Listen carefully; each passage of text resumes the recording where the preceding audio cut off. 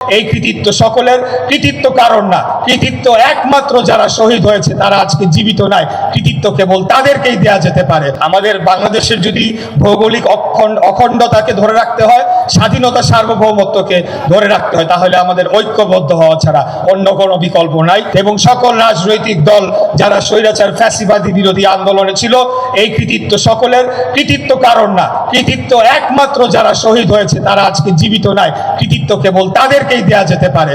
আর অন্য যারা এটার জন্য কৃতিত্ব দাবি করে ব্যবসা করার চেষ্টা করবে, তাদেরকে বলবো ৭১-এর চেতনাবাজদের দেখেছেন না কি অবস্থা হয়েছে। একটা সহ অবস্থানের রাজনীতিতে আসেন, আমরা পাশাপাশি সহ অবস্থান করতে চাই।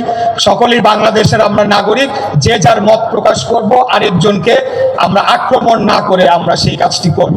তাহলে আমি মনে করি যে আগামী দিনে একটা হিংসা বিদ্বেষের বদলে একটা ভ্রাতৃত্ববোধের রাজনীতি আমরা গড়ে তুলতে পারবো, যেটা আমাদের জন্য অত্যন্ত প্রয়োজন। আমরা খুবই একটা ভালনারেবল জায়গায় রয়েছি। আমরা যদি জিওগ্রাফিক্যালি বা ভৌগোলিক অবস্থানগত হিসাবে দেখি, আমাদের কিন্তু অত্যন্ত একটা স্পর্শকাতর অবস্থানের মধ্যে দিয়ে আমরা যাচ্ছি।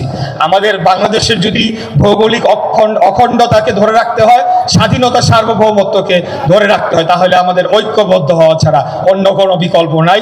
এই বক্তব্য দিয়ে আজকে আমার বক্তব্য শেষ করছি এবং আবারও গভীর শ্রদ্ধা ভরে যারা শহীদ হয়েছেন তাদেরকে স্মরণ করে বক্তব্য শেষ করছি। খোদাহাফেজ।